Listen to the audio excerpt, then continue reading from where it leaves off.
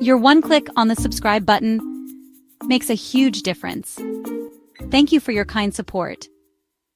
Final Destination Bloodlines gives the franchise a brutal, twist-heavy return that connects all the previous movies through one central idea. Death's plan isn't just about individuals cheating fate, it's about bloodlines that were never meant to exist. The movie opens with Stefani's strange premonitions of her grandmother Iris and a mysterious Skyview incident from decades ago. What at first seems like a new setup turns into something deeper, a generational curse triggered by Iris cheating death in the past. As Stefani's relatives begin to die in order from oldest to youngest, it becomes clear that death isn't satisfied until the entire bloodline is erased. By the climax, only Stefani, her brother Charlie, and their mother Darlene remain. They seek safety in Iris' home, but Darlene dies, saving Charlie when chaos strikes. Stefani later appears to drown in a submerged RV, but Charlie revives her, and they believe they've escaped death by using a known loophole from Final Destination 2, dying and being resuscitated. This sense of hope is quickly shattered. A doctor later clarifies that Stefani never technically died. She was unconscious, not flatlined. This minor technicality is enough for death to finish what it started, leading to the shocking ending where Stefani and Charlie are crushed by falling logs in a sequence that mirrors Final Destination 2's iconic highway crash. Their deaths mark the end of Iris' bloodline, exactly as death intended. One of the film's biggest surprises is Erik's death.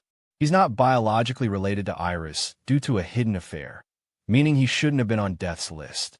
Yet he dies anyway, pulled into an MRI machine in a gruesome accident, because he tries to manipulate death's plan by attempting to kill Bobby and revive him. That failed interference makes him a new target. It reinforces a long-standing franchise rule. You can't outsmart death, and if you try, the consequences are worse.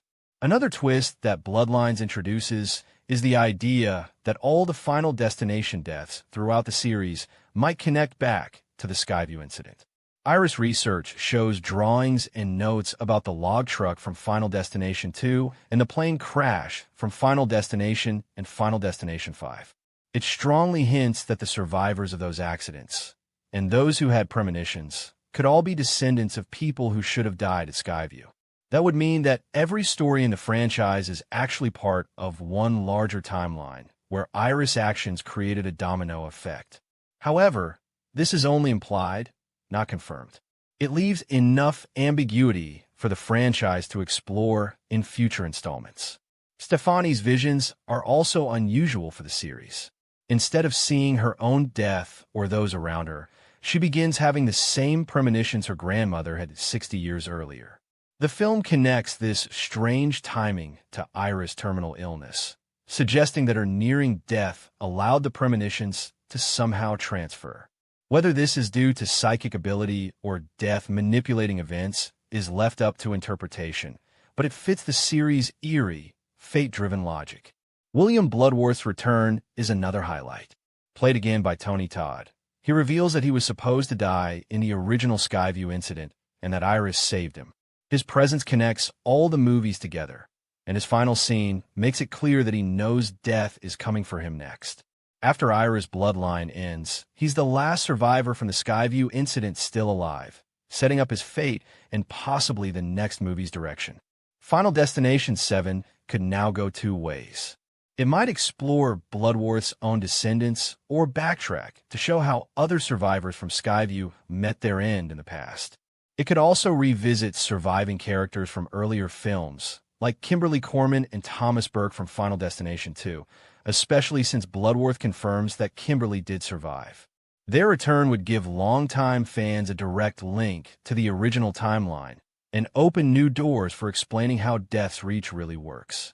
Ultimately, Final Destination, Bloodlines does what the franchise does best, deliver gruesome deaths and creepy, fate-twisting logic, but with a more interconnected story. It ties the entire series into one master plan, showing that cheating death isn't just a one-time event. It can echo across generations.